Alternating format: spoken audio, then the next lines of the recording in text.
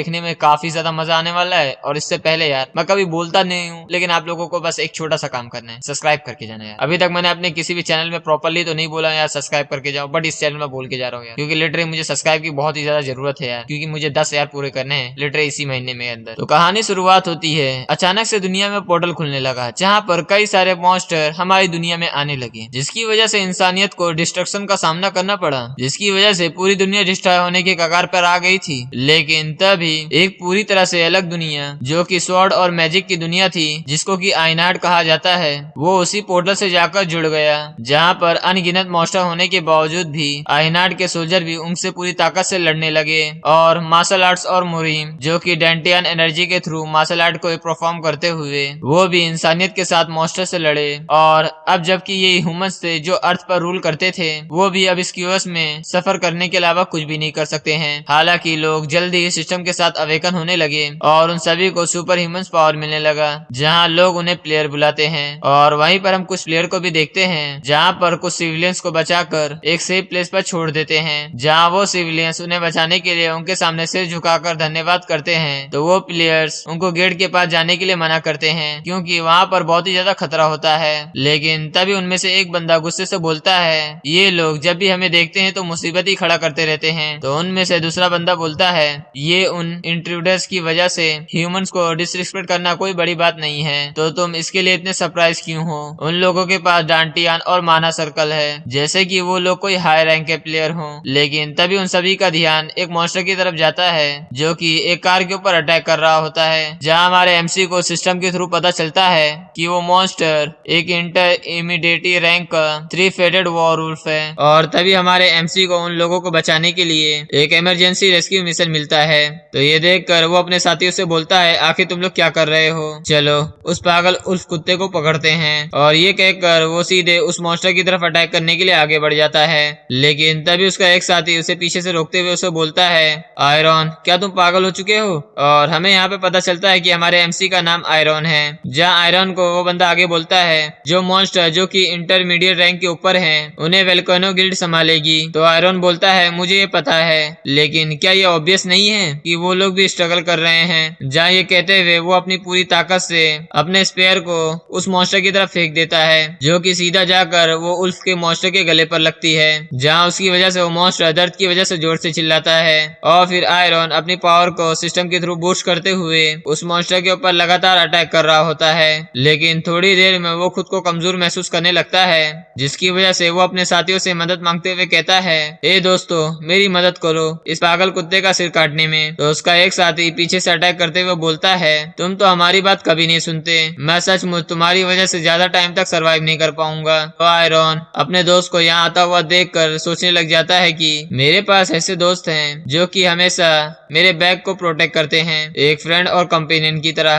लेकिन उसका दोस्त उसी के ऊपर अटैक कर देता है, जहाँ उसे कहता है, अब तुम मर जाओ और मुझे जीने दो। तो अपने दोस्त से हमला खाने के बाद तो आयरन बहुत ही ज्यादा हैरान हो जाता है, जहाँ पर शॉक होते हुए वो सीधे जमीन की तरफ गिर रहा था, जहाँ उसके साथी उसे देखकर हंस रहे होते हैं। लेकिन हमारा एमसी यानी कि आयरन किसी तरह से वहाँ से भागकर बच जाता है, और वो भागकर सीधे अपने लवर के पास जाता है, जिसे वो सच्चा प्यार करता था। जहाँ आयरन अपने लवर से बोलता है, हमें यहाँ से तुरंत भागना होगा, लेकिन उसे पता चलता है कि इसकी लवर ने भी उसे धोखा दे दिया है। तो ये देखकर तो बहुत ही ज्यादा हैरान हो जाता है, जहाँ पर वो सोचते हुए कहता है, सब के सब मुझे धोखा दे दिए। और इसके बाद कुछ समय बीत जाता है, जहाँ पर हम आयरन को देखते हैं जिसकी हालत बहुत बुरी होती है, जहाँ एक आदमी गुस्से से उसका सर कीचड़ में डालते हुए उसे बोलता है, तुम छोटे कीड़े कहीं के, क्या एक हाई रैंकर जो कि टॉप प्लेयर बनने वाला था, क्या वो ऐसा दिखता है? और हमें उस आदमी के बारे में आयरन से पता चलता है, जिसका नाम मुझे गियोन होता है। और अभी जो आयरन जिस जगह पर है वो वोल्केनो गिल्ड का एक मॉन्स्टर कॉप डिस्पोजल एरिया है, और ये जगह खुद में ही एक नर्क की तरह है। उसको इस जगह पर आए लगभग 5 साल हो चुके हैं, जहाँ वो अपनी इस हालत पर हंस रहा होता है। तो ये देखकर वो आदमी उसके सर के ऊपर पैर रखकर उसको कीचड़ के अंदर डालते हुए बोलता है, मैं तेरे सर के ऊपर पैर रख रहा हूँ लेकिन फिर भी तू हंस रहा है। तो ये देखकर आयरन अपने मन में सोचता है, मेरी स्टेटस विंडो कहाँ पर है? जैसा कि उम्मीद था ये मेरे सामने ही नहीं आ रहा है। लेकिन तभी उसके सामने एक स्टेटस विंडो पॉपअप होता है, तो आयरन उसे देखकर बहुत ही हैरान हो जाता है, जहाँ पर वो सिस्टम हमारे एमसी से कहता है आपको कियोस के रूप में चूज कर लिया गया है, तो क्या आप इसे एक्सेप्ट करेंगे? और अगर किसी को कियोस के बारे में नहीं पता है तो ये समझ सकते हो कि अगर ये पावर जिसके पास भी आ जाए तो वो डिस्ट्रक्शन ही मचा सकता है। लेकिन तब इस सिस्टम पर एक वार्निंग आती है, जहाँ वो कहता है इस दुनिया का डिस्ट्रक्शन आपके इस डिसीजन के ऊपर डिपेंड कर सकता है। तो ये सुनकर आयरन मुस्कुराते हुए सोचता है डिस्ट्रक्शन, अगर मैं ये पेन खत्म कर सकूं तो मैं इस कियोस को एक्सेप्ट करूंगा। और उसके एक्सेप्ट करते ही वो सीधे किसी और ही जगह पर आ जाता है, जहाँ हमारे एमसी को कुछ लोगों की आवाज सुनाई देती है। क्या यही है वो वेसल ऑफ कियोस? इसके साथ तो कुछ गलत है। फिर आयरन हमें बताता है जब मैंने उन सभी का सामना किया, वो लोग जहन्ना के लेजेंडरी एग्जिस्टेंस थे, जो कि अभी वाले अर्थ पर रूल करते हैं। जैना जो कि मॉन्स्टर वर्ल्ड का नाम है, और ये तीनों वो लेजेंड होते हैं जिन्हें अर्थ ने अभी तक भुला दिया है। मूवेन द किंग ऑफ सिल्वर, जिन्होंने अपनी एक ही फिस्ट से पूरे कॉन्टिनेंट को कॉन्कर किया है, और sword king the king of आइन हार्ट, इन्होंने अपनी एक ही तलवार से आसमानों को 2 भागों में बांट दिया था। और द किंग ऑफ जहना द डीमन किंग, जिनको गॉड स्लेयर नाम से भी जाना जाता है, इन्होंने तो गॉड्स को भी मारा है और उनकी डिग्निटी को पूरी तरह से डिस्ट्रॉय कर दिया था। और ये तीनों इस जगह पर सील्ड हैं जिसे क्योटिस कहा जाता है। और तभी स्वॉर्ड किंग आयरन को देखते हुए बोलता है तुम्हारी नजरें इस तरह की क्यों हैं? क्या तुम सचमुच वेसल ऑफ कियोस है ना? फिर मूवेंग आयरन से बोलता है ए बच्चे, आखिर तुम क्या देख रहे हो? तुम्हें तो हमारी तरफ देखना चाहिए। और फिर डीमन किंग बोलती है इसे तो यहाँ पर अचानक से लाया गया है, तो ये तो अभी कुछ समझ भी नहीं पा रहा होगा, तो ये अंडरस्टैंडेबल है। और हम आयरन को भी देखते हैं जो कि उन लोगों की बातों को इग्नोर करते हुए अपनी स्टेटस विंडो को देख रहा होता है, जहाँ स्टेटस विंडो से एक जगह दिखाते हुए उसे बोलता है तुम्हें इस जगह से पास थ्रू करना होगा वेसल ऑफ कियोस बनने के लिए। लेकिन तभी उसी के साथ इसके पास एक और वार्निंग आती है, तुम्हारी ही चॉइस पर इस दुनिया का अंत डिपेंड करता है। तो आयरन अपने मन में सोचता है क्या मैं सचमुच इस दुनिया से रिवेंज ले पाऊंगा जिन्होंने मुझे बिट्रे किया, और वो अब अपनी जिंदगी अच्छे से जी रहे हैं? अगर ये सभी पॉसिबल है तो यही सोचकर वो सीधे उस जगह की तरफ बढ़ने लगता है। तो उसको उस प्लेस की तरफ बढ़ते हुए देखकर डीमन किंग बोलती है ओह इस बच्चे को तो देखो। मूवेन बोलता है क्या ये हमें इग्नोर कर हमारी डिसरिस्पेक्ट तो नहीं कर रहा है? तो उसका जवाब देते हुए स्वॉर्ड किंग बोलता है इसे देखकर तो ऐसा ही लगता है। तो स्वॉर्ड किंग आयरन से बोलता है तुम आखिर क्या सोचते हो? इस तरीके से रिवेंज लेने के बाद तुम खुद को रिलीफ महसूस कर सकते हो? अगर तुम वेसल ऑफ कियोस के द्वारा चूज किए गए हो और यहाँ पर आए हो तो ये तो सिंपल है कि तुम इस दुनिया का डिस्ट्रक्शन चाहते हो, और अगर तुम उस प्लेस पर चले गए तो ऐसा तो हो ही जाएगा, यानी कि इस दुनिया का डिस्ट्रक्शन। तो आयरन जवाब देते हुए बोलता है तो अब जबकि तुमने मुझे ये जवाब दे दिया है तो मैं और भी ज्यादा इजी फील करूंगा, मैं सचमुच इस दुनिया का डिस्ट्रक्शन चाहता हूँ। तो स्वॉर्ड किंग बोलता है अगर ऐसा हुआ तो वो तुम नहीं होगे जो कि उन सभी से रिवेंज लोगे, बल्कि कियोस खुद होगा। तो फिर उसकी बातों को मूवेंग समझाते हुए बोलता है स्वॉर्ड किंग के कहने का मतलब ये है तुम्हारा बॉडी और तुम्हारा माइंड तुमसे ले लिया जाएगा, और सिर्फ तुम्हारी विल को यही पता चलेगा कि दुनिया डिस्ट्रॉय हो चुकी है। डीमन किंग बोलती है तो क्या ये तुम्हारे लिए काफी होगा जबकि तुम रिवेंज लेना चाहते थे? तो आयरन निराश होते हुए बोलता है तो तुम लोग मुझसे क्या एक्सपेक्ट कर सकते हो कि मैं आगे क्या करूं? तो डीमन किंग बिल्कुल डीमन की तरह मुस्कुराते हुए बोलती है हम सभी तुम्हारी मदद करेंगे जिससे कि तुम अपना रिवेंज अपने हाथों से ले पाओगे। तो ये सुनकर वो दोनों आदमी भी यानी कि वो दोनों लेजेंड मुस्कुराते हुए बोलते हैं तुम उन लोगों को अपने हाथों से मार पाओगे, यानी कि तुम अपने हाथों से उन लोगों को पीटो या फिर उन्हें फाड़ दो। तो फिर आयरन उन सभी की तरफ देखकर निराशा से बोलता है आखिर मैं स्ट्रेस बॉडी के साथ आखिर कर भी क्या सकता हूँ, और वैसे भी मैंने अपने प्लेयर होने का पावर भी खो चुका हूँ और अब एक स्लेब की तरह साइड में फेंक दिया गया हूँ। तो ये सुनकर वो तीनों आयरन से बोलते हैं तुम्हें क्या लगता है कि आखिर हम लोग कौन हैं? अगर तुमने हमसे सब कुछ इनहेरिट कर लिया और फिर तुमने कियोस को अपने अंदर ट्रैप कर लिया तो तुम्हारे लिए रिवेंज लेना कोई बड़ी प्रॉब्लम तो नहीं होगा, और अगर तुम अपने माइंड में ये सेट कर लो तो तुम इस पूरी दुनिया के रूलर बन सकते हो, और ये करने में हम तुम्हारी मदद करेंगे। तो ये सुनकर आयरन अपने मन में सोचता है ये तो इम्पोर्टेंट नहीं है कि इन 3 किंग का पर्पस क्या है मेरे ब्रोकन होने के बावजूद भी मुझे अपना डिसेबल बनाने का। जब तक कि मैं अपना रिवेंज ले पाऊंगा तो ये सब मेरे लिए मायने नहीं रखता है। फिर आयरन उन तीनों से बोलता है तो क्या अब से मैं आप तीनों को मास्टर बुला सकता हूँ। तो मास्टर सब सुनकर वो तीनों थोड़ा घबरा जाते हैं, जहाँ वो तीनों घबराते हुए बोलते हैं, हाँ तुम हमें मास्टर बुला सकते हो। तो ये सुनकर आयरन हमें बताता है, तो मैं इसी तरह उन तीनों लेजेंड का डिसाइपल बन गया। और उसके बाद वर्ल्ड ऑफ सील में जहाँ पर टाइम और डेथ रुका हुआ है, वहाँ पर अनगिनत ट्रेनिंग करने के बाद फाइनली मैं कियोस को अपने अंदर ट्रैप करने में सक्सेसफुल हो पाया। और फिर हम देखते हैं कि आयरन अपने उसी जगह पर आ गया था जहाँ से वो वापस कियोस के अंदर गया था। और हम उसी समय को सीन देखते हैं जहाँ पर वो आदमी आयरन को मार रहा था, जहाँ वो आदमी आयरन को मारते हुए बोलता है, क्या कुत्ते तू सो गया है? लेकिन तभी आयरन होश में आ जाता है और उसे देखते हुए अपने मन में सोचता है, सुपरवाइजर, लगता है कि टाइम उसी समय पर रुक गया था जैसा कि मेरी ट्रेनिंग से पहले था। तो ये सोचते हुए वो सुपरवाइजर का पैर पकड़कर वहां से दूर फेंक देता है और फिर अपने मन में स्टेटस विंडो को बुलाता है, लेकिन स्टेटस विंडो उसके सामने पॉपअप नहीं होता। और वेल दोस्तों, मैं थोड़ा सा एक्सप्लेनेशन आपको थोड़ा और डीप का दे देता हूँ। इस दुनिया में मतलब सिस्टम ही सब कुछ है, सबको सिस्टम मिला, यानी कि कोई भी इसमें हमारा मेन कैरेक्टर नहीं है कि भाई स्पेशल एक जन को सिस्टम मिलेगा। और यहाँ पे सिस्टम ही है तो समझ लो उसके पास पावर है, जिसके पास सिस्टम नहीं है उसके पास पावर नहीं है। और यहाँ पर हमारा एमसी सिस्टम को बुलाने की कोशिश कर रहा है। उसे ऐसा लगता है कि वो दूसरी दुनिया से वापस ट्रेवल करके अपनी दुनिया में आ गया है, तो उसके पास पावर तो है, तो सिस्टम उसे जरूर मिलेगा, लेकिन उसके सामने सिस्टम नहीं आ पाता। तो ये देखकर वो अपने मन में सोचता है, जैसा कि मैंने उम्मीद किया था, ये शो नहीं हो रहा है और मेरी बॉडी भी पहले की तरह है, बिना किसी चेंज और प्लेयर पावर के। अगर मेरे मास्टर ने मुझे बताया ना होता कि जब मैं अर्थ पर लौटूंगा मैंने उनसे जो कुछ भी पावर इनहेरिट किया है वो सब कुछ बेकार हो जाएगा मेरी दुनिया में, यानी कि सब कुछ खो दूंगा। तो आयरन ने जब इसकी वजह पूछा था तो डीमन किंग ने उसे बताया था, तुम्हारी पावर इतनी ज्यादा है कि तुम्हारी दुनिया इस पावर को हैंडल ही नहीं कर सकती, और इस वक्त तुम्हारे अंदर कियोस भी है तो ये और भी ज्यादा मुश्किल हो चुका है। तो तुम जब वापस जाओगे तो तुम्हें अपनी बॉडी को इस तरह से ताकतवर बनाना है कि वो तुम्हारी पावर्स को संभाल सके। यही सीन याद कर वो अपने सिर पर हाथ रखते हुए कहता है, मुझे फिर से वही सब फिर से करना होगा अपनी पावर को रिगेन करने के लिए। लेकिन तभी वो सुपरवाइजर गुस्से से खड़ा होकर आयरन के ऊपर चिल्लाते हुए कहता है, आज मैं तुझे जान से मार डालूंगा। जो कहते हुए वो आयरन के ऊपर अटैक करने के लिए आगे बढ़ जाता है। तो आयरन उसको अटैक करता हुआ देखकर मन में सोचते हुए कहता है, ये बंदा अभी भी यहीं पर है। तो ये सोचकर वो सुपरवाइजर के पंच को बड़ी आसानी से अपने हाथ से ब्लॉक कर लेता है। तो सुपरवाइजर आयरन को अपने पंच को इतनी आसानी से ब्लॉक करता हुआ देखकर हैरान होते हुए बोलते हैं, क्या तुम मेरे पंच को ब्लॉक कर रहे हो? और आयरन उसे देखकर अपने मन में सोच रहा होता है, सुपरवाइजर चियोल, ये बास्टर जो कि मेरे लिए पिछले 5 सालों से डीमन की तरह है, जो कि सिर्फ लेवल 5 का है। लेकिन आयरन को सुपरवाइजर का पंच ब्लॉक करने की वजह से आयरन की बॉडी बहुत बुरी तरीके से कांपने लग जाती है। तो ये देखकर आयरन अपने मन में सोच रहा होता है, मैं इस बॉडी के साथ तो इससे तो नहीं हार सकता।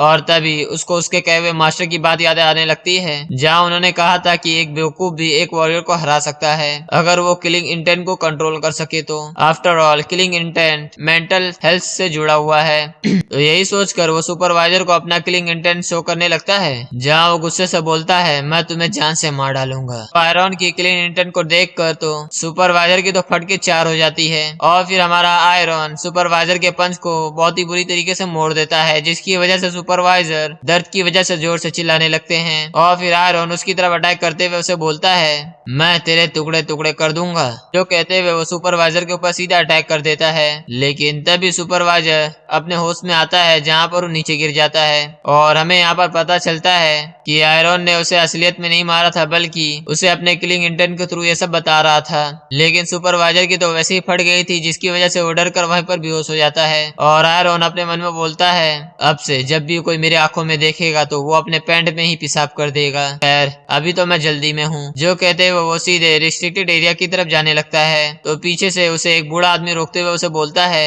हे आखिर तुम कहाँ जा रहे हो? लेकिन आयरन इसकी बात पर ध्यान नहीं देता है और वो चेन को तोड़ते हुए मॉन्स्टर कॉफ डिस्पोजल एरिया के पास खड़ा हो जाता है, जहाँ पर मॉन्स्टर की लाशों की वजह से वहाँ पे टॉक्सिक धुएं निकलते हैं और इसकी वजह से एडमिनिस्ट्रेटिव यहाँ पर आने से भी अवॉइड करते हैं। असली नर्क तो इस जगह के अंदर है। तो आयरन उस जगह को देखते हुए बोलता है, ये वही जगह है जहाँ पर मैं फिर से रिबॉर्न होऊंगा। और ये कहकर वो सीधे उसके अंदर जंप कर देता है है तो ये देखकर सभी लोग काफी ज्यादा हैरान हो गए थे, क्योंकि आयरन सीधे जाते हुए उन सभी लाशों के बीच में आकर गिर गया था, जहाँ पर सिर्फ ब्लड ही ब्लड था। और हमें उसकी आंखें दिखाई देती है जो कि काफी ज्यादा लाल थी, और उसको देखकर ऐसा लग रहा था जैसे कि वो हर एक चीज को ऑब्जर्व करते जा रहा है। और वो कहता है ये जगह मेरे लिए परफेक्ट ग्राउंड है मेरी ब्लड डीमन टेक्निक की कल्टीवेशन के लिए। और आयरन हमें आगे बताता है मेरे मास्टर ने मुझसे कहा था इस दुनिया में कई सारे मार्शल आर्ट और सीक्रेट टेक्निक हैं जो कि वेल्कन और डिवाइन आर्ट्स की तरह हैं, लेकिन मेरे डिसाइपल जो ब्लड डीमन आर्ट टेक्निक है जो तुमने सीखी है वो उन सभी से लगभग 5 गुना ज्यादा ताकतवर है। आफ्टर ऑल क्योंकि वो स्ट्रॉन्गेस्ट मार्शल आर्ट है और जो उसका मेथड है वो काफी ज्यादा सिंपल है। जो चीज तुमसे बिलोंग करता है उसे छीन कर अपना बना लो,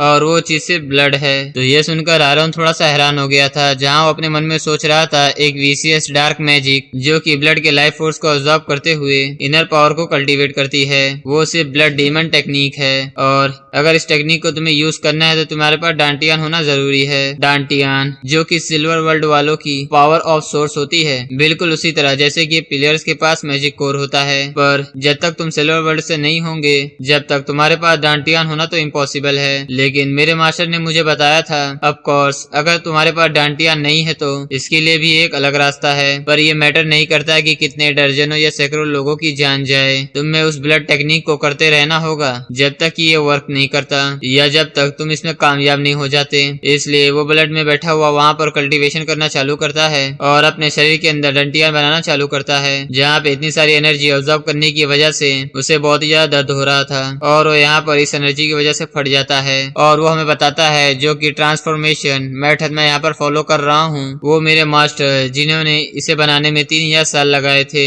इस प्रोसेस की वजह से वो बार बार मरता रहता है, लेकिन फिर भी वो मर नहीं रहा था। इसकी वजह से उसकी हालत और भी ज्यादा खराब होने लगी थी, लेकिन फिर भी वो हार न मानते हुए कल्टीवेशन करने पर लगा हुआ था। और वो हमें बताता है 1000 बार मरने के बाद भी ये चीज पास आउट होती रही, जहाँ पर वो इसी तरीके से चिल्लाता रहता है। और वो फिर कहता है आखिरकार मैं डंटियार बनाने में कामयाब रहा और अब मैंने उसे क्रिएट कर लिया है और मुझे वो क्लियरली याद है वो सारी की सारी प्रोसेस जो मैंने इसके लिए किया था।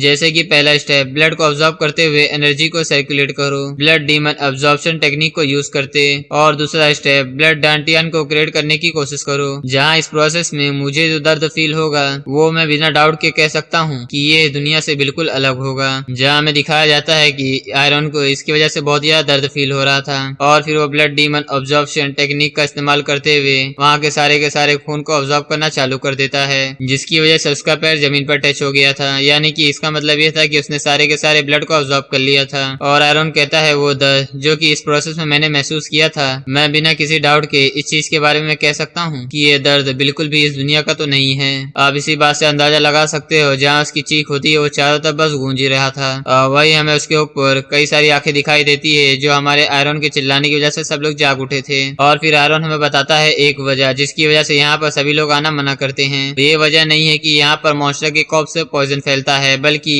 असली वजह ये है मॉन्स्टर की बॉडी से निकलने वाली डेथ एनर्जी से यहाँ पर ज़ॉम्बीज मॉन्स्टर क्रिएट होते हैं। दूसरे शब्दों में कहा जाए तो ये सारे के सारे अनडेड होते हैं, जहाँ पर हम देखते हैं कि आयरन को चारों तरफ से अनडेड यानी कि ज़ॉम्बीज मॉन्स्टर ने घेर लिया था, जहाँ पर आयरन के पीछे अनडेड गॉब्लिन आयरन के ऊपर अटैक कर देता है, लेकिन आयरन उसे बड़ी आसानी से पकड़ लेता है और हमें बताता है इनका हर एक अटैक टॉक्सिन पॉइजन कैरी करता है और ये लोग तब तक इमोर्टल हैं जब तक कि तुम इनका गला ना तोड़ दो या जान से मार ना डालो। अगर ये मेरी पुरानी वाली बॉडी होती तो मैं पहले ही इनका खाना बन चुका होता। और ये बताने के बाद वो अपनी ब्लड डीमन अब्जॉर्प्शन टेक्निक का यूज करते हुए उस गॉब्लिन का सारा ब्लड अब्जॉर्ब कर लेता है, जिसकी वजह से वो गॉब्लिन वहीं पर मारा जाता है। जिसके बाद आयरन सामने की तरफ देखते हुए कहता है सचमुच आखिरकार मुझे ऐसा लगने लगा है जैसे कि मैं जिंदा हूँ। असल में मैं जिस रेलम पे हूँ वो क्रिम्सन ब्लड रेलम है, एक ऐसा रेलम जिसमें तुम अपने ओपोनेंट के ब्लड को टर्न करके अपना खाना बना सकते हो और अपने शरीर के लिए एनर्जी प्रोड्यूस कर सकते हो।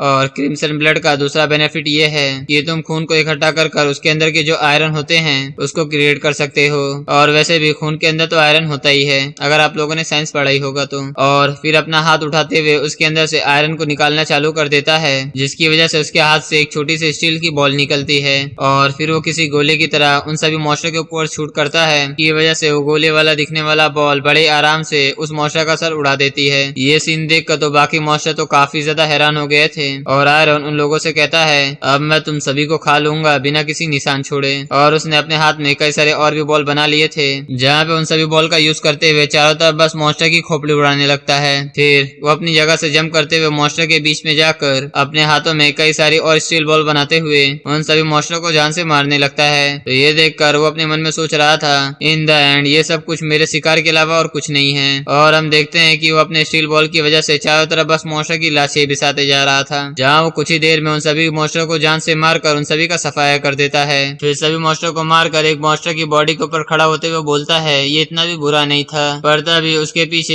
एक बड़ा सा गॉब्लिन आ जाता है जो उसे जान से मारने वाला होता है, लेकिन आयरन उसके अटैक से बड़ी आसानी से बच जाता है। जहाँ वो हवा में जंप करते हुए उसे देखते हुए कहता है, एक ज़ॉम्बी ट्रोल। लेकिन ये देखकर वो थोड़ा खुश होते हुए कहता है, बिल्कुल ये एक ऐसी लेवल है जिसके लिए मैं थोड़ा एक्सपेक्ट कर रहा था। और हम ऊपर का भी सीन देखते हैं जहाँ पर सुपरवाइजर आयरन का अकेले रिटर्न देखने के बाद तो अभी भी उसकी फटी पड़ी थी, जहाँ वो अपने आप में बरबरा रहा होता है, मैं मरने वाला हूँ, मैं मरने वाला हूँ, प्लीज मुझे आखिर कोई बचा लो। तो उसका कमांडर उसे देखते हुए अपने मन में सोच रहा होता है, ये पूरी तरह से टूट चुका है। और तभी उसका एक सोल्जर आते हुए उसे बोलता है, कमांडर मैंने उन सारे गार्ड को बुला लिया है जो कि उस समय वहाँ पर प्रेजेंट थे। कमांडर उनके पास आते हुए उनमें से पहले गार्ड से पूछता है, तो तुम लोग बताओ आखिर सुपरवाइजर के साथ उस समय क्या हुआ था। तो उनमें से पहला गार्ड डरते हुए उनसे बोलता है, सुपरवाइजर एक स्लेव को ट्रेन कर रहे थे जो कि सो रहा था, पर तभी उस स्लेव ने सुपरवाइजर का हाथ पकड़कर सिर्फ उनको घूरा था। तो कमांडर उसकी बात सुनकर थोड़ा सा हैरान हो जाता है, जहाँ पर वो अपने मन में सोच रहा था, क्या सिर्फ घूरा था, क्या ये किलिंग इंटेंट तो हो सकता है, लेकिन ये तो इम्पॉसिबल है जब तक कि तुम इनर पावर के साथ मार्शल आर्टिस्ट ना हो। तो ये सोचकर वो फिर से उससे सवाल पूछता है, तो आखिर बताओ वो स्लेव कहाँ पर है। तो वो गार्ड डरते हुए जवाब देता है, उसने सुसाइड कर लिया है। तो कमांडर गार्ड से पूछता है, तो बताओ आखिर उसकी बॉडी कहाँ पर है। तो गार्ड घबराते हुए जवाब देता है, उसने कॉर्प्स डिस्पोजल एरिया के अंदर कूदकर सुसाइड कर लिया था, तो उसकी बॉडी पॉइजन की वजह से मेल्ट हो गई होगी। तो कमांडर ये सुनकर गुस्सा होते हुए उसका चेहरा पकड़ते हुए उससे कहता है, तो तू अब तक झूठ बोल रहा था कि उसने सुसाइड कर लिया है, ताकि कि तुझको कॉर्प्स डिस्पोजल एरिया के अंदर ना जाना पड़े। तुझे पता है कि आखिर मैं यहाँ पर किस लिए आया हूँ, क्योंकि कुछ यूजलेस गार्ड स्लेव के द्वारा अटैक किए गए थे, पर मुझे फर्क नहीं पड़ता कि तेरे जैसे कचड़े मारे जाए तो। और फिर उसके मुंह को और भी ज्यादा तेजी से दबाते हुए उससे गुस्से से बोलता है, और तो बिना बॉडी पाए अभी तक झूठ बोल रहा था कि उसने सुसाइड कर लिया है, क्या मेरे पास अब कोई रीजन है तुझे जिंदा छोड़ने का। तो वो गार्ड दर्द में उससे बोलता है, प्लीज मुझे माफ कर दीजिए कमांडर। लेकिन कमांडर उसकी बात ना सुनते हुए अपने हाथ से उसको मुंह को पिचका देता है, जिसकी वजह से वो वहीं पर जान से मारा जाता है। और फिर वो बचे हुए गार्ड से बोलता है, क्या तुम लोग भी इस बंदे की तरह खत्म होना चाहते हो, या तुम लोग उस स्लेव की बॉडी को डिस्पोजल एरिया के अंदर ढूंढने जाओगे। तो वो दोनों गार्ड डरते हुए बोलते हैं, हम लोग ढूंढने जाएंगे। तो फिर कमांडर उन लोगों के ऊपर चिल्लाते हुए बोलता है, तो जल्दी से जाओ। तो दोनों गार्ड ये सुनकर डर के मारे वहाँ से भाग जाते हैं। तो उनको वहाँ से जाता हुआ देखकर वो कमांडर अपने सोल्जर से बोलता है, वैसे भी ये कचड़े गार्ड उस स्लेव की बॉडी ढूंढने से पहले ही पॉइजन की वजह से मारे जाएंगे। हम लोगों के वापस आने के बाद सबसे पहले हम अपने इक्विपमेंट चेक करेंगे, उसके बाद क्रॉप डिस्पोजल एरिया। तो ये बात सुनकर वो सोल्जर कहता है, ठीक है। लेकिन कमांडर अपने मन में गुस्से से सोच रहा था, सचमुच ये चीज मुझे आखिर तक काफी ज्यादा इरिटेट करती रहती है। और इसी तरीके से 2 हफ्ते बीत जाते हैं, जहाँ पर हम देखते हैं कि आयरन अभी तक उसी गुफा के अंदर फंसा हुआ था और वो अपनी ट्रेनिंग लगातार करते जा रहा था, जहाँ पर वो सारे मॉन्स्टर और ज़ॉम्बीज को मारकर उनकी ब्लड बॉडीज को ऑब्जॉर्व कर लिया था। जहाँ पर वो अपने मन में सोच रहा था, मैं इस ब्लड को ऑब्जॉर्व करने की वजह से ब्लड डीमन absorption second stage blood cell पर पहुंच चुका हूँ। फिर अपने हाथ में स्टील बॉल बनाकर उस पहाड़ों की तरफ देखते हुए कहता है, इस पहाड़ी के अंदर से बहुत ही भारी मात्रा में पॉइजन रिलीज हो रहा है। जहाँ पर वो अपने वही स्टील बॉल को सामने वाली पहाड़ी के अंदर छोड़ देता है, जिसकी वजह से सामने वाले पहाड़ पर क्रैक आ जाता है। तो उसे देखकर आयरन अपने मन में सोचते हुए कहता है, सेल्फ ब्लड टेक्निक की जो पावर होती है उसे मैं कंसंट्रेशन कर सकता हूँ और उसके बाद मैं उस बॉल को एक्सप्लोड कर सकता हूँ। और जैसे वो कहता है, जो बॉल उस पहाड़ी के अंदर घुसी हुई थी वो काफी बड़े एक्सप्लोजन के साथ वहाँ पर फट जाती है, जहाँ उस धमाके के साथ ही वहाँ पर पूरी जगह पॉइजन ही हो गया था। और वो फिर आगे बोलता है, लगता है कि मेरा पॉइजन रेजिस्टेंट और भी ज्यादा स्ट्रॉन्ग बनते जा रहा है। अगर मैं अभी तक सेल्फ ब्लड स्टेज पर नहीं पहुंचा होता तो मेरी बॉडी इस पॉइजन की वजह से कब की पिघल चुकी होती। ये चीज इतनी भी ज्यादा लंबी नहीं है, पर मुझे ऐसा लगता है चीज काफी होगा, क्योंकि जो मेरी नेसेसरी प्रोग्रेस है वो पूरी तरह से कंप्लीट है। और पहली वजह जिस वजह से मैं यहाँ पर आया हूँ वो तो यही है। और हमें बताया जाता है एक ट्रांसेंडेंट स्पीसीज, वो मॉन्स्टर जो कि सबसे ज्यादा हाईएस्ट लेवल डेंजरस रखते हैं, एक ऐसे टाइप के मॉन्स्टर जिनका सामना तुम कभी नहीं करना चाहोगे। और उनमें से एक ट्रांसेंडेंट स्पीसीज है जो कि सभी नॉवेल्स में काफी ज्यादा फेमस है। और हमें सामने की तरफ एक काफी ज्यादा बड़ा स्केलेटन दिखाया जाता है, जहाँ पर हमें बताया जाता है कि ये स्केलेटन एक ड्रैगन का है। इस ड्रैगन के बारे में कहा जाता था कि एक समय पर ये ड्रैगन एस्केप कर आराम से निकल गया था। द सर्पेंट ड्रैगन आर्कुलस एक ऐसा ड्रैगन जो कि काफी लंबे समय बाद रिवाइव हो गया था, जहाँ उसके दिमाग में बस गुस्सा ही गुस्सा भरा हुआ था। कई सारे प्लेयर्स ने अपनी जान जोखिम में डाली थी उसका सामना करते हुए, जहाँ पर बहुत बुरी तरीके से लड़ने के बाद आखिरकार उस ड्रैगन से जीत चुके थे, जहाँ पर उन प्लेयर ने उससे ड्रैगन को हरा दिया था। और नेचुरली उस समय उस दुनिया में काफी ज्यादा कियोस मचा हुआ था, और उस समय जब सभी लोगों का ध्यान एक ही जगह पर खींच रहा था वो कुछ और नहीं बल्कि ड्रैगन की लाश थी। उसका खून उस समय सबसे ज्यादा बेस्ट एल्केमिस्ट मटेरियल था, और जो उसके बोन थे उससे काफी ज्यादा यूनिक ग्रेड के वेपन बनाए जा सकते थे, पर जो उसकी बॉडी थी उससे काफी ज्यादा पॉइजन निकल रहा था। यूजुअली अगर कोई भी उसकी लाश को अगर टच कर लेता तो उसकी बॉडी उस पॉइजन की वजह से तुरंत ही वहां पर पिघल जाती, और इसी वजह से इसे एनहार्ड टेक्नोलॉजी के साथ इसे प्यूरिफाई करने के लिए मॉन्स्टर कॉफ डिस्पोजल एरिया बनाया गया, और वो सभी स्लेव को भेजते थे ताकि वो सभी लोग पॉइजन को ऑब्जॉर्ब कर सकें। तो आयरन ने सभी के बारे में सोचकर वेलकानो गिल्ड को गाली देते हुए कहता है, वेलकानो गिल्ड, मैं तुम सभी को सचमुच नरक का सामना करवाऊंगा, वो भी उसी इंटरेस्ट के साथ जो भी तुम लोगों ने मेरे साथ किया था। और ये कहते हुए वो सीधे उसके हड्डियों के ऊपर हाथ रख देता है, जिसकी वजह से वो अपने ब्लड डीमन ऑब्जॉर्ब टेक्निक का इस्तेमाल करते हुए उसे ऑब्जॉर्ब करना चालू कर देता है। और हमें उसकी मास्टर के साथ का एक सीन दिखाया जाता है, जहाँ पर आयरन को उसके बारे में बताया था ड्रैगन के बारे में। आयरन कहता है, हाँ, जैसे कि मैं वहां पर पहुंचूंगा तो मैं उस ड्रैगन को ऑब्जॉर्ब कर लूंगा। मूवमैन कहता है, बिल्कुल, वो ड्रैगन जरूर तुम्हारी मदद कर सकता है हमारी कई सारी पावर को रिकवर करने में, लेकिन इन सब के अलावा तुम्हें उसे ऑब्जॉर्ब करने में सचमुच काफी ज्यादा बुरी तरीके से दर्द देगा, जिसकी वजह से तुम्हें ऐसा लगेगा कि हेल में तुम हो। और जैसा कि मूवमैन ने जैसा कहा था, आयरन के साथ वैसा ही हो रहा था। जैसे जैसे वो उस ड्रैगन बोन को ऑब्जॉर्ब कर रहा था, जहाँ उसके शरीर के ऊपर कई सारे क्रैक दिख रहे थे, जिसकी वजह से उसे ऐसा लग रहा था कि उसकी शरीर आज ही फट जाएगा। वो कह रहा था, ऐसा लग रहा है कि मेरा दिमाग पूरी तरह से ब्लैंक हो चुका है, अगर मैंने अपने मास्टर के साथ ट्रेनिंग नहीं किया होता तो अब तक तो शायद मैं बेहोश हो चुका होता।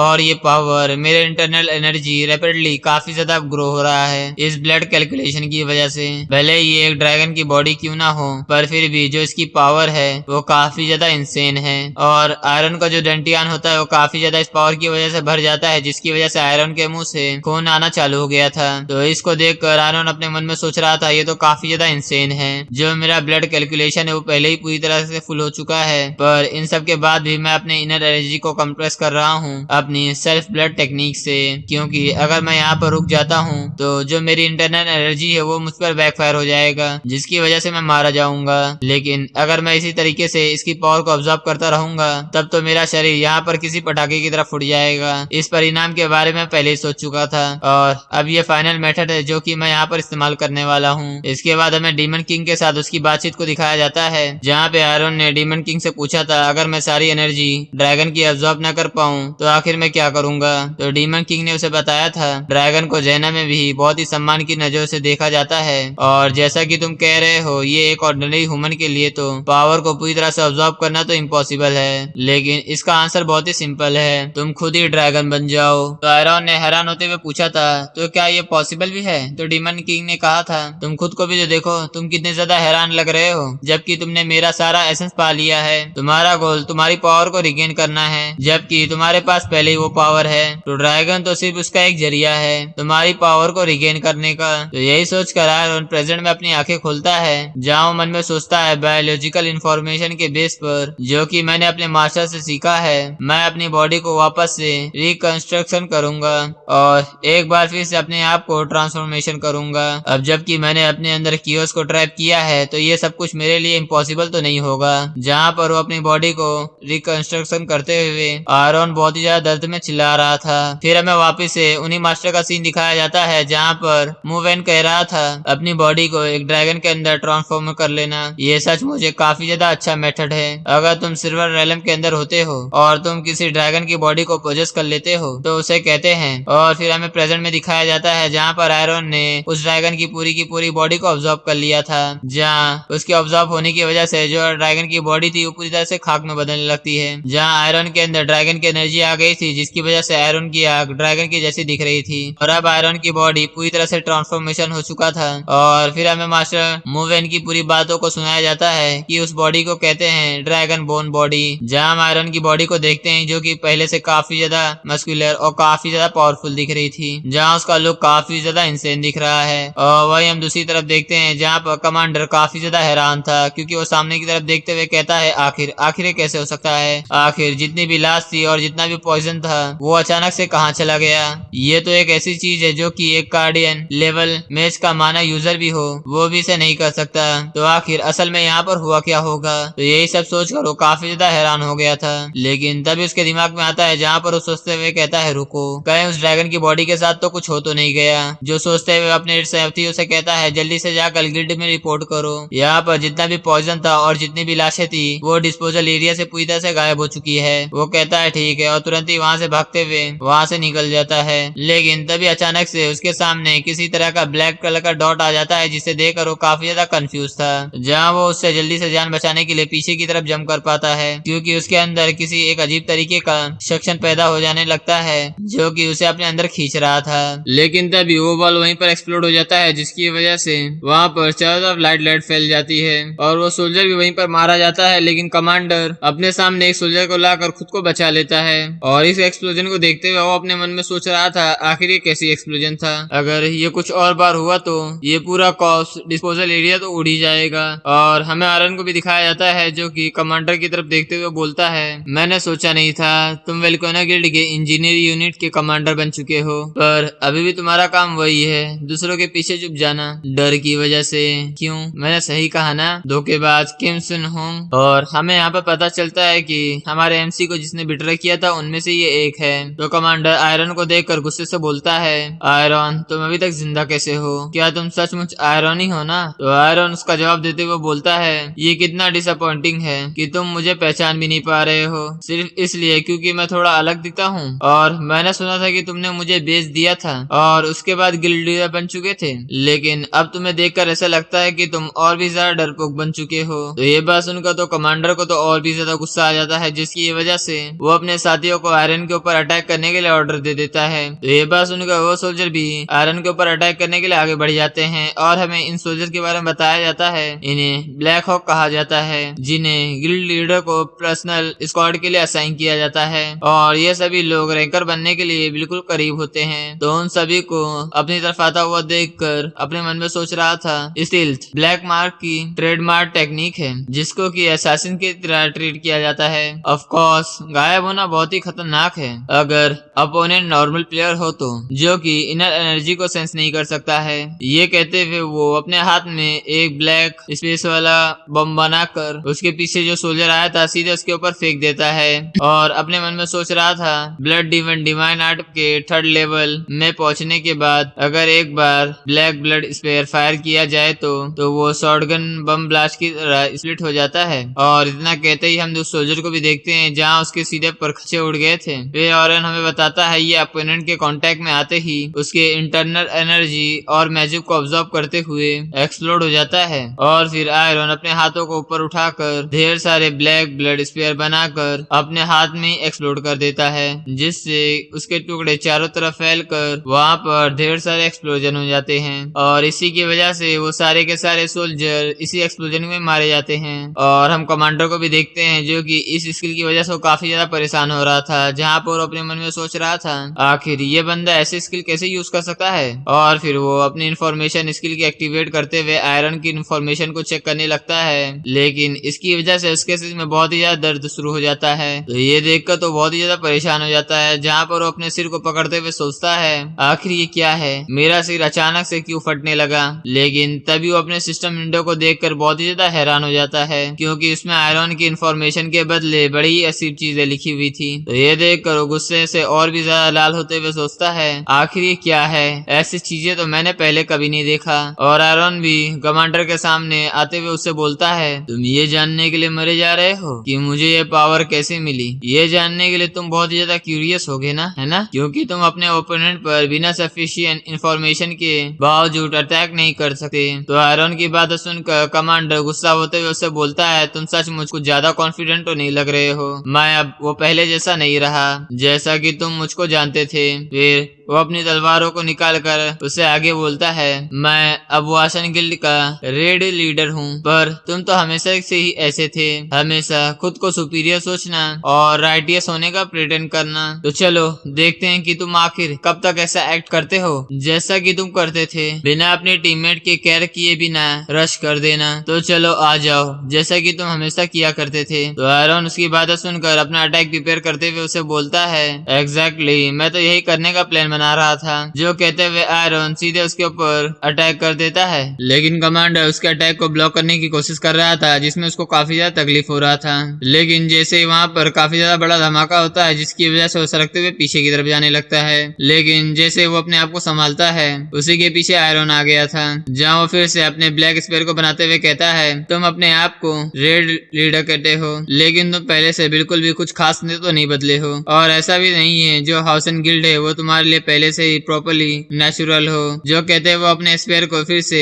कमांडर के ऊपर छोड़ देता है। तो ये देखकर वो अपनी प्रोटेक्शन करने के लिए अपने सामने व्हाइट शील्ड को अपेयर कर लेता है, जिसकी वजह से जैसे वो ब्लड स्पेयर से टकराता है उसके पूरे के पूरे छितरे उड़ जाते हैं। लेकिन कमांडर उसके पीछे रहने की वजह से बच गया था, और वो काफी गुस्से से आयरन से कहता है, तुम अपनी बकवास करना बंद करो। जो कहते हैं वो अपनी तलवार से सीधे आयरन के ऊपर हमला कर देता है, लेकिन आयरन नीचे झुकते हुए उस अटैक से बड़ी आसानी से बच गया था। जिसके बाद जैसे वो अपना अटैक प्रिपेयर करते हुए फिर से आयरन की तरफ मारता है, जहां वो गुस्से से उससे कहता है, अब ये यहाँ पर पूरी तरह से खत्म हो जाएगा। लेकिन आयरन अपने ब्लड स्पेयर को बनाकर सीधे उसकी तलवार पर मार लेता है, जिसकी वजह से उसका अटैक ब्लॉक हो जाता है। जिसकी वजह से कमांडर भी ये देखकर बहुत ही ज्यादा हैरान हो गया था, जहाँ उसकी तलवार पीछे की तरफ झटक गई थी, जहाँ वो सरकते हुए काफी ज्यादा पीछे आ चुका था। और वो काफी ज्यादा हैरान आयरन से पूछता है, आखिर तुमने इस तरीके की पावर को कैसे गेन किया? तुमने डेफिनेटली प्लेयर की पावर को पूरी तरह से खो दिए थे, तो आखिर ये चीज पॉसिबल भी कैसे है कि तुम्हारी पावर वापस आ चुकी है? जिसकी वजह से वो उसके ऊपर से जोर जोर चिल्लाया जा रहा था। आयरन कहता है, आगे इसका फायदा क्या होगा अगर मैं तुम्हारे जैसे टर्बोक ट्रेडर को इसके बारे में बता दूं? तो ये सुनकर कमांडर को तो बहुत ही ज्यादा गुस्सा आ रहा था, और वो अपने दांत पीसते हुए कहता है, तुम अब मर जाओ। ये कहते हुए वो अपनी तलवार को लेकर सीधे आयरन के सामने कूद पड़ता है। लेकिन आयरन बड़े ही आराम से अपने हाथ को आगे बढ़ाते हुए उसे कहता है, मैंने कहा ना ये चीज पूरी तरह से बेकार है। और वो पहले से बहुत ही ज्यादा बड़े ब्लड स्पेयर को वहां पर क्रिएट कर लेता है। तो ये देखकर कमांडर जल्दी से अपने व्हाइट शील्ड को एक्टिवेट करता है, जिससे वो आयरन को चारों तरफ से शील्ड से कवर कर लेता है, जहाँ वो सोचता है इस इंसान के पास ब्लैक स्पेयर के अलावा कोई और दूसरा अटैक नहीं होगा। अगर ऐसा चीज नहीं होता तो इसको यहाँ पर डिस्टेंस को मेंटेन करने की जरूरत नहीं पड़ता। अगर मैं इसको यहाँ से भागने से रोक देता हूँ और इसके स्पेयर को भी रोक देता हूँ मेरी शील्ड से, तो ये यहाँ पर कुछ भी नहीं कर पाएगा।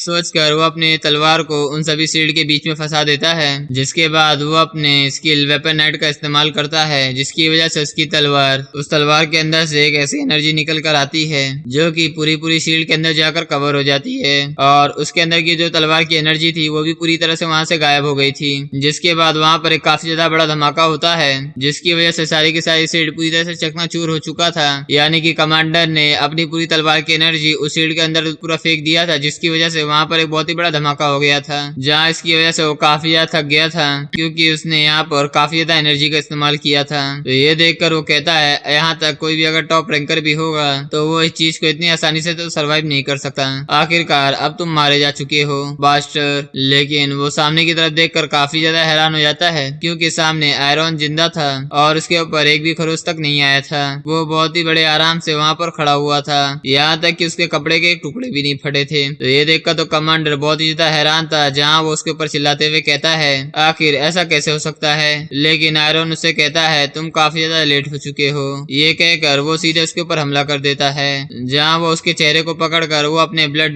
डिमोनिक आर्ट का इस्तेमाल करते हुए उसकी एनर्जी को ऑब्जॉर्व करने लगता है। जहाँ पर आयरन कहता है, क्या ये तो जरूरत से कुछ ज्यादा ही आसान था, मैंने बिल्कुल सही कहा ना। फिर हमें कियोस के बारे में बताया जाता है। कियोस असल वो दुनिया के लिए काफी ज्यादा बड़ा तबाही का खतरा है, और वो टाइम और स्पेसेस से पूरी तरह से ट्रांसेंडेंट है। वो सभी डायमेंशनल में घूमते हुए एक वर्दी वेसल को ढूंढते रहता है, और जब से ये दुनिया पूरी तरह से तबाह होने के कगार पर आ चुका था, और जब से उसे पूरी तरह से अंधकार ने कंज्यूम कर लिया है और वो अब अपने अंत से मिलने वाला है, इसलिए मैंने 100 साल से भी ज्यादा ट्रेनिंग किया कि मैं कियोस को अपने अंदर सील कर सकूं। आयरन के सामने अभी भी वही सिस्टम आ रहा था, जहां वो सिस्टम उससे कह रहा था, तुम्हें ये पाथ चूज करना होगा जिससे तुम कियोस के वेसल बन चुको। और वहाँ आयरन के जितने भी मास्टर थे ये देखकर कहते हैं हमने अपना बेस्ट दिया है, अगर ये चीज अभी भी यहाँ पर काम नहीं करती है तो हम लोग इसके आगे कुछ भी नहीं कर सकते हैं। आयरन कहता है इस जगह को छोड़कर सारी चीजें पहले से ही डिसाइडेड है। मूवैन कहता है डिसाइपल, तो आयरन कहता है यस मास्टर, आखिर तुम्हारा नाम क्या है? तो ये सुनकर आयरन हंसते हुए कहता है कि आप सचमुच सीरियस हो, मुझे यहाँ 100 साल से भी ज्यादा हो चुके हैं और आप मुझसे अभी ये पूछ रहे हैं। तो वो हंसते हुए कहते हैं ऐसा लगता है कि सचमुच मैं काफी ज्यादा बूढ़ा हो चुका हूँ। जहाँ तुम मेरे आसपास ही रहते थे लेकिन मैंने तुम्हारा नाम नहीं पूछा। एक समय पर मुझे हार्टलेस घोस्ट कहा जाता था जिसके पास कोई भी खून नहीं है ना ही आंसू हैं। और उसके बाद ही जब मैंने कई सारी अचीवमेंट को डेवलप कर लिया था उसके बाद तो मुझे खुद के बारे में याद ही नहीं रहा। तो आयरन अपने बारे में बताते हुए कहता है मेरा नाम ली आयरन है। उसके बाद नेक्स्ट सीन में हमें आयरन की जोर जोर से चिल्लाने की आवाज सुनाई देती है जहाँ पर वो कियोस वेसल बनने के लिए पूरी तैयारी कर रहा था और कियोस को अपने अंदर ले रहा था। और जैसे ही वो इस चीज को कंप्लीट कर लेता है वो वहाँ पर बेहोश होने लगा था। तो डीमन किंग जल्दी से उसे पकड़ लेती है जहाँ वो कहती है आयरन तुमने सच मुझे कर दिखाया। मूवैन और स्वॉर्ड किंग दोनों इसके लिए काफी ज्यादा परेशान हो रहे थे। तो आयरन कहता है मुझे बस काफी ज्यादा नींद आ रही है।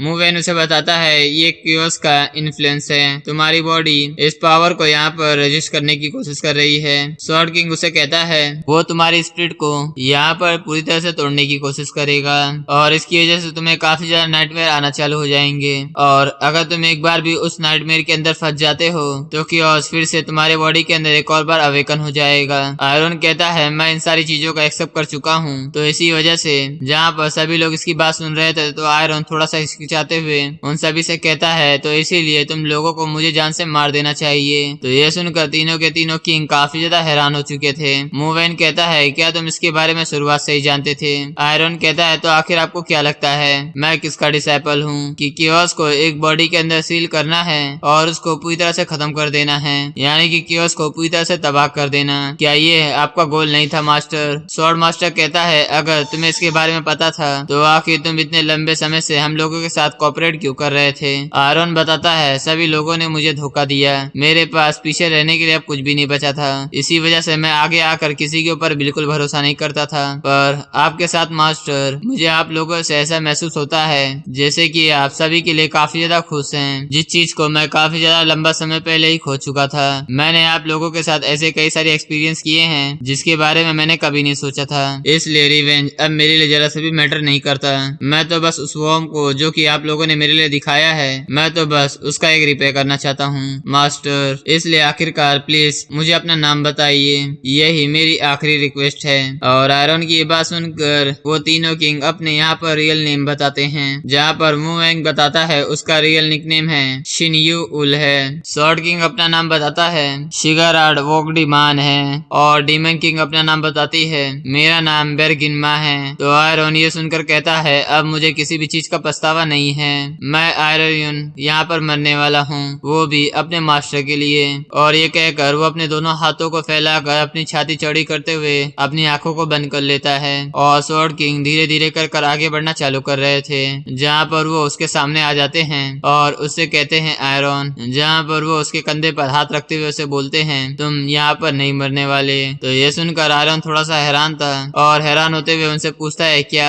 डीमन किंग कहती है तुम हमारे डिसाइपल हो और हमारे बच्चे भी। तो मूवैन कहता है तो इसलिए आखिर हम लोग ऐसे किसी इंसान को कैसे मार सकते हैं, वो भी अपने खुद के हाथों से। लेकिन आयरन चिल्लाते हुए कहता है पर क्या मास्टर इसका मतलब ये तो नहीं है कि आपने अपने मिशन को यहाँ पर अबेंडन कर दिया है? तो डीमन किंग उसके पास आते हुए उसे कहती है जो कियोस तुम्हारे अंदर है हम सभी उसकी बर्डन को शेयर करते हैं, जहाँ पर हम उसे एक साथ सील करेंगे क्योंकि कियोस को तुमने हमारी टीचिंग से सिखाए हुए सील किया है जिसकी वजह से उसकी पावर को हम भी कंटेन कर सकते हैं। और इन सब की वजह से जो डायमेंशनल बैंड था वो यहाँ पर रिलीज हो जाएगा जिसकी वजह से तुम जहाँ से आए थे तुम वहीं पर पहुंच जाओगे। आयरन पूछता है पर मास्टर आखिर आपका क्या होगा? तो स्वॉर्ड किंग उसे बताते हैं हम इस दुनिया की गहराई के अंदर कहीं पर सील रहेंगे। और फिर वो तीनों आयरन को धक्का देते हुए आयरन से बोलते हैं अब तुम्हें यहाँ से जाना होगा।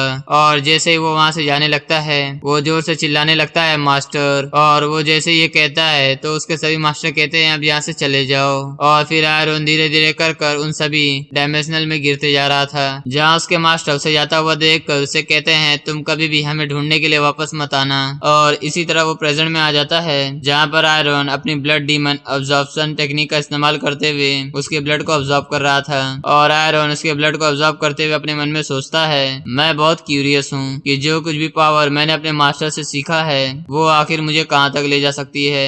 मैंने इसके ग्रेटनेस को सेंस किया है, ये वैसे ही है जैसे कि कोई हाई रैंकर बनने वाला है। फिर वो कमांडर को देखते हुए अपने मन में सोचता है, किम सिंह हॉन कोई हाई रैंकर तो प्लेयर नहीं हो सकता, लेकिन ये एटलीस्ट 150 लेवल या उससे अबव लेवल का तो होगा ही। अगर मुझे ब्लड डीमन के आर्ट के अलावा कोई और पावर भी मिल जाए तो मुझे कभी भी कोई हरा नहीं पाएगा। यहाँ तक कि वोल्केनो गिल्ड का लीडर या सिल्वर फैक्शन रैंकिंग एक्सपर्ट या उससे भी ऊपर जैसे कि आइनाट, वो भी मुझे नहीं हरा पाएगा। तो जो मैंने 100 सालों से रिवेंज लेने का प्लानिंग किया है तो अब उसके लिए मुझे कोई भी नहीं रोक पाएगा। लेकिन तभी कमांडर दर्द से आयरन से बोलता है, आयरन प्लीज मुझे माफ कर दो, हमारे पास तुम्हें बिट्रे करने के अलावा कोई भी और रास्ता नहीं था। अगर हम ऐसा नहीं करते तो हम सब के सब मारे जाते, तो तुम्हें और खुद को बचाने के लिए हमने ये सब किया। तो आयरन ये सुनकर उसे छोड़ देता है, जहाँ पर हम देखते हैं कि उसके शरीर के अंदर जितना भी ब्लड था पूरी तरह से सूख चुका था। और आयरन उससे बोलता है, क्या तुमने ये मुझे बचाने के लिए किया था? तुम वोल्केनो गिल्ड के रेड कैप्टन बन गए जबकि उस वक्त मैं सारी पीड़ा सह रहा था, और तुम बोलते हो कि ये सब कुछ तुमने मेरे लिए किया था। और ये कहने के बाद आयरन अपने हाथ में ब्लैक स्पेयर बनाकर गुस्से से उसके ऊपर अटैक करने वाला था।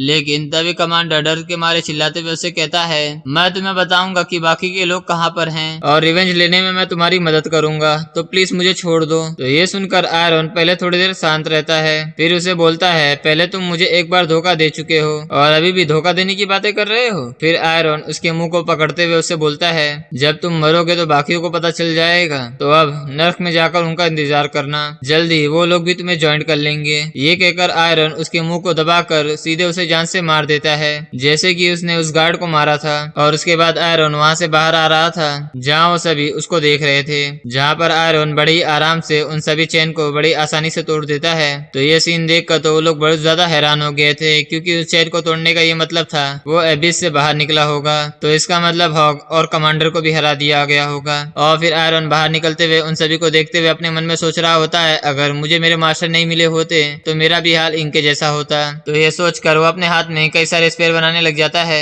और कहता है, इनको अकेला छोड़ दिया जाए, वैसे भी ये कुछ समय बाद मरने ही वाले हैं, तो इसलिए मुझे ऐसा लगता है कि इनके मरने से पहले मुझे इन सभी को शांत कर देना चाहिए। और ये सोचकर वो अपने स्पेयर को उन सभी के ऊपर छोड़ देता है। तो उसको हमला करता हुआ देखकर वो सभी स्लेव बहुत ही ज्यादा डर जाते हैं, जिसकी वजह से वो लोग वहां से भागने लग जाते हैं। लेकिन हमारे एमसी का डार्क बॉल उन सभी स्लेव के ऊपर टकराया जा रहा था, किसी के पीठ के ऊपर, किसी के सर के ऊपर, कहीं ना कहीं टकराए जा रहे थे। तो ये देखकर वो स्लेव बहुत ही बुरी तरीके से डर गए थे, जहाँ उन्हें ऐसा लग रहा था कि वो लोग अब यहीं पर मरने वाले हैं। सभी लोग अपनी जान बचाने के लिए जमीन पर लेटे हुए कहते हैं, मैं मरना नहीं चाहता, मैं मरना नहीं चाहता।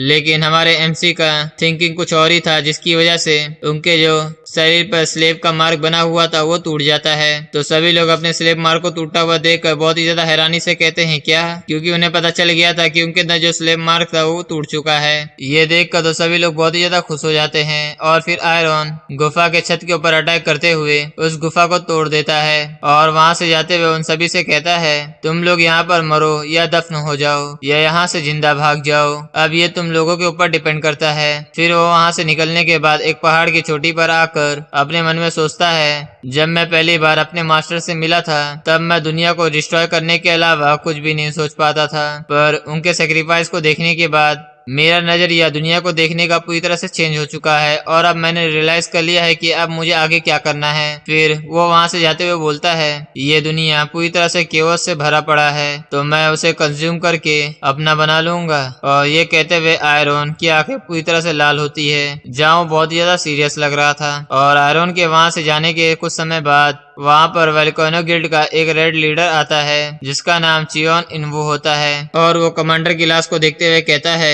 एक ऐसे इंसान को रेड लीडर की पोजीशन को देना जो कि एक भिखारी हो और उसे ये चीज अच्छी तरीके से पता हो कि वोल्केनो गिल्ड को किस तरीके से मैच में डाला जाता है। और फिर अपने साइड में खड़े हुए सोल्जर से पूछता है, यहाँ पर जितने भी स्लेव पकड़े गए थे तो उनको इंटरोगेशन करने के बाद तुम्हें क्या पता चला? तो वो आदमी बताता है, उन लोगों को कुछ भी याद नहीं है कि आखिर यहाँ पर क्या हुआ था। ऐसा लगता है किसी ने उनकी मेमोरी को पूरी तरह से मिटा दिया है और उनके स्लेब मार्क भी गायब हो चुके हैं और वहाँ पर मैजिक सर्कल को तोड़ने का सबूत मिला है। तो ये सुनकर चियन वो अपने मन में सोच रहा था ये एटलीस्ट किसी मास्टर लेवल बंदे का काम हो सकता है। फिर वो अपने सोल्जर से पूछता है वहाँ पर किसी और के होने का सुराग मिला है? तो वो सोल्जर जवाब देते हुए बोलता है वहाँ पर ना ही किसी मार्शल आर्टिस्ट और ना ही किसी प्लेयर का सुराग मिला है। ऐसा लगता है कि ये काम आयनाट के मैजिशियन का है या फिर डीमंस का काम है। तो ये सुनकर चियानवू बोलता है ये मुमकिन है कि ये गहना का काम हो सकता है। आफ्टर ऑल उनका ट्रू पर्पस ये हो सकता है। लेकिन तभी वहाँ पर उसका एक दूसरा सोल्जर आकर चियनवू से बोलता है रेड लीडर ड्रैगन के कॉर्प्स गायब हो चुके हैं। तो ये सुनकर चियन अपने मन में सोचते हुए बोलता है जैसा कि उम्मीद था, अगर ये गहना का काम है तो उनके पास बहुत से तरीके हैं इसको बिना प्यूरिफाई किए यूज करने का। फिर वो अपने दूसरे वाले सोल्जर से हेडक्वार्टर को कांटेक्ट करने के लिए बोलता है और गहना के पिछले साल से अर्थ पर एक्टिविटीज को इन्वेस्टिगेशन करने को बोलता है। और इसके बाद वो कमांडर की बॉडी को देखते हुए अपने पहले वाले सोल्जर से पूछता है आखिर ये कचरा यहाँ पर करने क्या आया था? तो वो सोल्जर जवाब देता है ये यहाँ पर एक स्लेव ली आयरन की मौत को कंफर्म करने आया था। तो ली आयरन का नाम सुनकर चियोन अपने मन में सोचता है ली आयरन जो कि एक हाई रैंकर बनने के बिल्कुल करीब था, अगर इन लोगों ने इसको बिट्रे नहीं किया होता तो अब तक तो वो बहुत फेमस हो चुका होता। तो ये सोचकर वो अपने पहले सोल्जर आयरन की बॉडी के बारे में पूछता है। तो वो सोल्जर उसका जवाब देते हुए बोलता है वेल लगभग 1 महीने पहले जब स्लेब मार्क टूटा था तो वो डिस्पोजल एरिया के अंदर एंटर किया था। तो ये सुनकर चियोन बोलता है तब तो उसकी बॉडी वहाँ पर पॉइजन की वजह से टिक नहीं पाएगा और वो वहाँ पर मारा गया होगा। और फिर वहाँ से जाते हुए बोलता है तो यहाँ पर इन लोगों ने जो भी रायता फैलाया है उसे समेटो और हम बचे हुए भगोड़ों का अंत करने जाएंगे। उसके बाद हमारा सीन शिफ्ट होता है जहाँ पर हमें एक सियोल का बार का सीन दिखाया जाता है और वहाँ के लोगों के बीच में सब यही बातें कर रहे थे वोल्केनो गिल्ड के डिस्पोजल एरिया में किसी ने अटैक किया था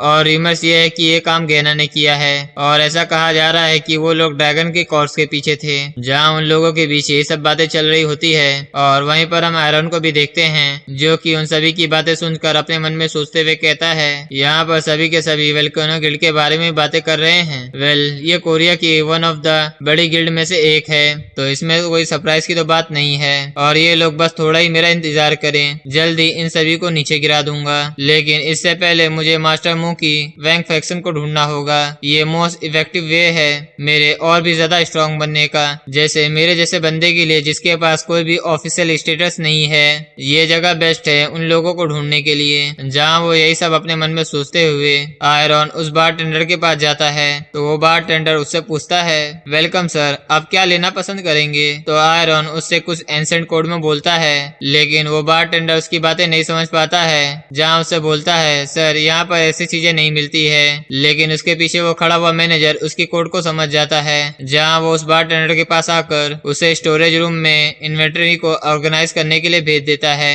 और फिर वो आयरन से बोलता है लोग इस तरीके के कोड को कब से यूज करने लगे? क्या तुम किसी गेट से 5 सालों बाद लौटे हो? तो ये सुनकर आयरन मुस्कुराते हुए उससे बोलता है 5 नहीं 100 सालों बाद। तो ये सुनकर वो मैनेजर हैरान होते हुए उससे बोलता है क्या 100 सालों बाद? क्या तुम किसी तरीके के डीमन हो? तो आयरन उसकी बातों का जवाब देते हुए उससे बोलता है मैं कोई डीमन नहीं हूँ, लेकिन क्या तुम्हारे लिए मैटर करता है? क्या ये उस तरह की जगह है जहाँ पर लोगों की पर्सनल इंफॉर्मेशन ली जाती है? तो मैनेजर बोलता है वेल तुम सच कह रहे हो, तो बताओ आखिर तुम क्या चाहते हो? और हमें उस मैनेजर के बारे में बताया जाता है जो कि सियोल ब्रांच के ब्लैक मार्केट का हेड होता है और उसका नाम जैनहुन सियोक होता है, लेकिन मैनेजर बेटर है इसके लिए। तो आयरन बोलता है मुझे एक जॉब चाहिए। तो मैनेजर उससे पूछता है तो क्या तुम्हें किसी स्पेसिफिक तरह की जॉब चाहिए? आयरन बोलता है मुझे किसी भी तरह का चलेगा, लेकिन ये मेक श्योर करना कि उसकी लोकेशन बी रैंक के गेट या उससे हाई हो। तो ये सुनकर वो मैनेजर अपने लॉकर को खोलते हुए कहता है मेरे पास तुम्हारे लिए बिल्कुल परफेक्ट जॉब है। हाँ वो फिर आयरन के सामने कुछ पेपर रखते हुए उससे बोलता है तुम इनमें से कोई भी जॉब को चूज कर लो। तो आयरन उन सभी पेपर को देखते हुए मैनेजर से बोलता है इसमें तो किडनैपिंग की भी जॉब है। तो मैनेजर उसके जवाब देते हुए बोलता है वह लोग बिगिनर को लेवल अप के बहाने लुभाते हैं और फिर उन्हें गेट में ट्रैप कर देते हैं और उसके बाद उन लोग उसकी फैमिली से फिरौती की डिमांड करते हैं, जहां उनके टारगेट अमीर फैमिली के बच्चे होते हैं जिससे कि वो लोग मोटा पैसा कमा सकें। तो आयरन उसकी बातें सुनकर उससे बोलता है तुमने तो मुझे सारी बकवास जॉब दी है। तो मैनेजर हैरान होते हुए आयरन को देखते हुए उससे बोलता है क्या तुम यहाँ पर जॉब लेने आई हो कि नहीं? और वो अपने नीचे से गन निकाल कर आयरन के ऊपर पॉइंट करते हुए उससे बोलता है या तुम उन इडियट में से हो जो कि लोगों लोगों को जस्टिस दिलाने के लिए इस जगह को बंद करवाने के पीछे पड़े हैं। तो क्या तुमको पता है कि उन लोगों का क्या होता है जो कि जॉब के लिए इस जगह पर डिपेंड रहते हैं? तो अगर ये जगह बंद हो गया तो उनका गुस्सा किस पर निकलेगा? तो आयरन उसकी ये बात सुनकर उससे बोलता है तुम्हें चिंता करने की जरूरत नहीं है, मैं यहाँ पर ऐसा फालतू काम कुछ भी नहीं करने वाला। तो अब क्या तुम उन पीछे वाले लोगों को अपना क्लीन इंटर्न कम करने के लिए बोल सकते हो? तो ये सुनकर वो मैनेजर आयरन से तो इम्प्रेस हो जाता है और उससे पूछता है तो तुमने ये नोटिस कर लिया? तो इसका मतलब ये है कि मैं इस जॉब के लिए तुम्हारे ऊपर ट्रस्ट कर सकता हूँ। और फिर आयरन को एक फोन देते हुए उससे बोलता है तो तुम अब तैयार रहना, मैं इसके लिए तुमसे जल्दी कांटेक्ट करूंगा।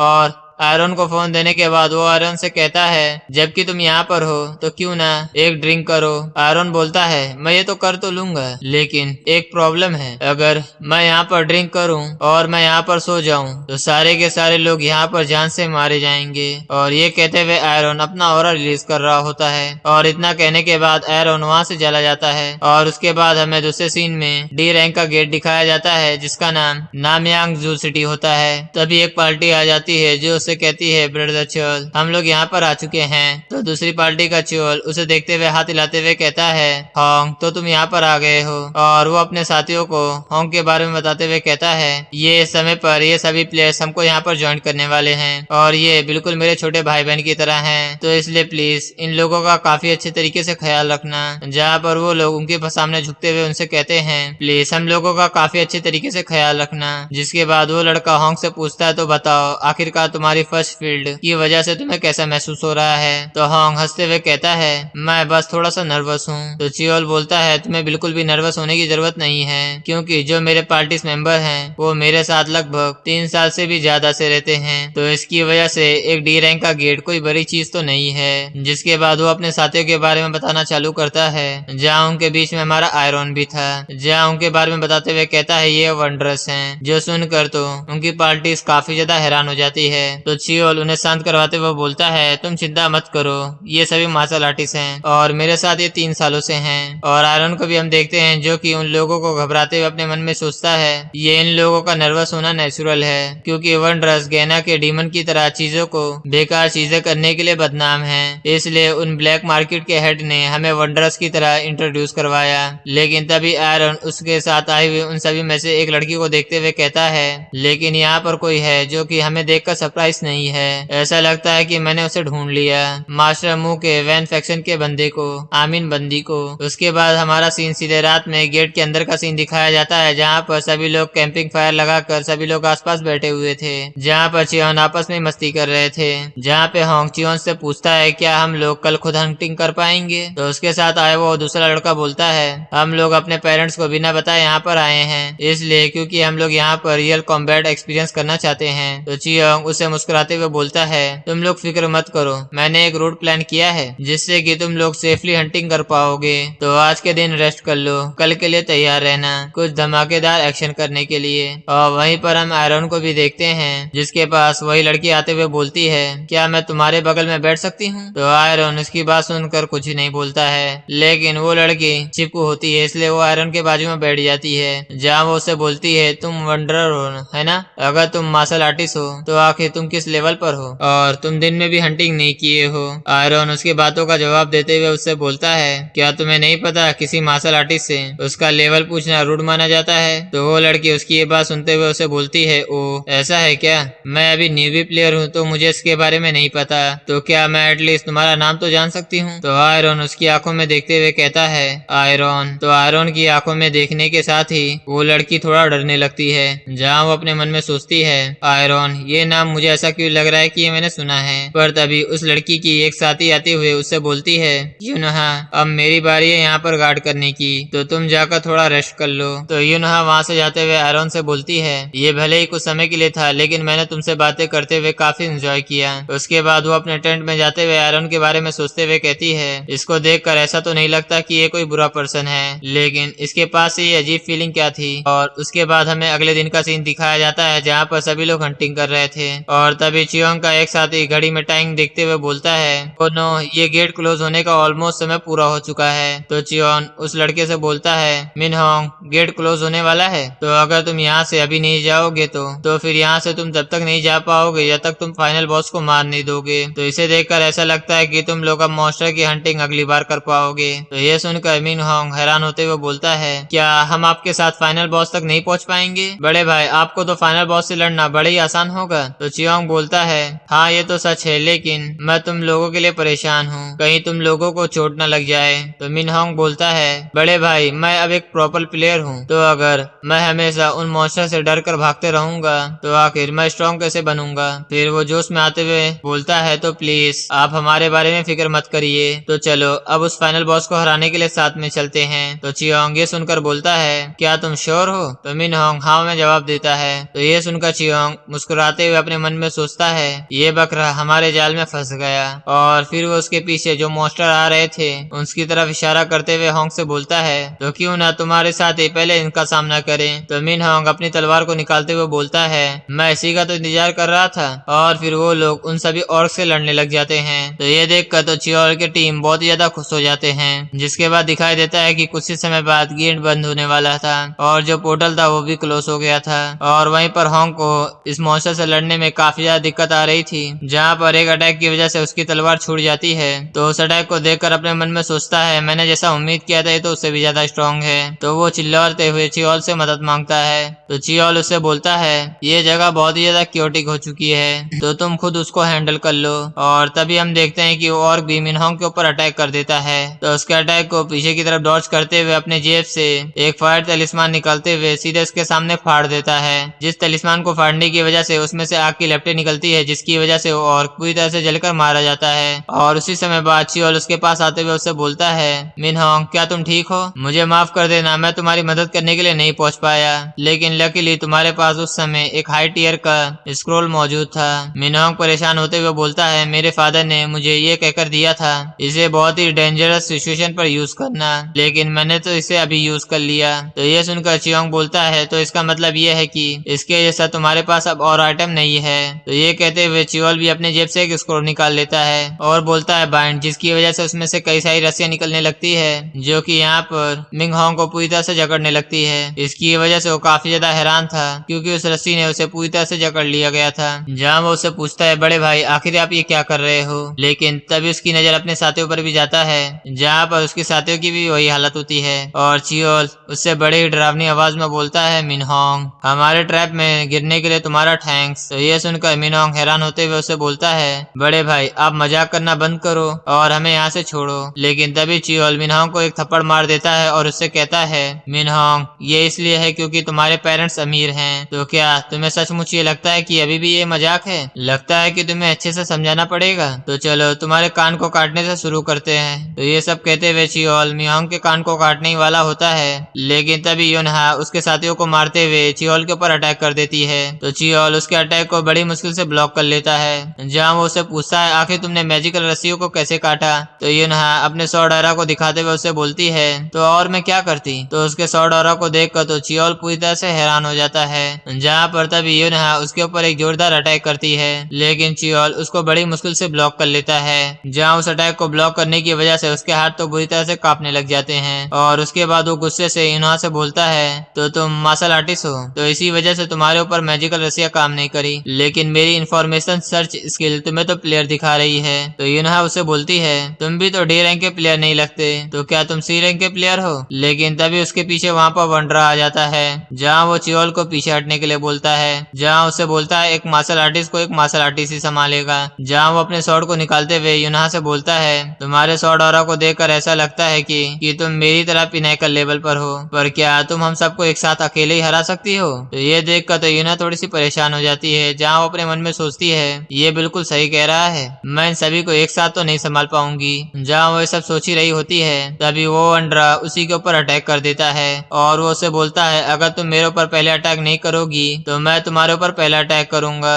और वहीं पर हम देखते हैं कि योनहा उस अटैक को सिर्फ ब्लॉक ही कर पा रही थी। तो वो वंडर उसे अटैक को ब्लॉक करता हुआ देखकर उसके ऊपर हंसते हुए बोलता है, तुम ये क्या कर रही हो? क्या तुम सिर्फ मेरी अटैक को डिफेंड करने की सोच रही हो? तो योनहा उसके ऊपर अटैक करते हुए बोलती है, तुम मेरे को हल्के में मत लो। जाए यूनहा उसके ऊपर लगातार अटैक करने लग जाती है, जिसकी वजह से वो वंडरर पीछे की तरफ जा रहा होता है और हम देखते हैं कि वो वंडरर को भी यूनहा का अटैक ब्लॉक करने में काफी ज्यादा मुश्किल आ रहा था। पर तभी यूनहा के पीछे एक प्लेयर अटैक कर देता है, तो उस अटैक को डॉज करने की वजह से यूनहा थोड़ी सी दूर चली जाती है। तो उन सभी को एक साथ आते हुए देखकर परेशान होते हुए अपने मन में सोचती है, इस वंडर को संभालना ही सबसे ज्यादा मुश्किल था और ये सभी के सभी मेरे ऊपर साथी अटैक कर रहे हैं। पर तभी वहाँ पर आयरन आ जाता है, तो चियोल उसे देखकर उसके ऊपर चिल्लाते हुए बोलता है, तुम पूरे समय मॉन्स्टर की हंटिंग भी नहीं कर रहे थे, तो आखिर तुम कर क्या रहे थे? अगर तुम अपने पैसे चाहते हो तो जाओ उस लड़की को पकड़ लो। तो आयरन उसकी बात सुनकर उसे कुछ भी जवाब नहीं देता है। वो सीधे जाते हुए यूनहा के सामने खड़ा हो जाता है। तो आयरन के अपने सामने खड़ा होता हुआ देखकर वो काफी ज्यादा परेशान हो जाती है और अपने मन में सोचने लग जाती है, कल से ही जब भी मैंने इसके आंखों में देखा है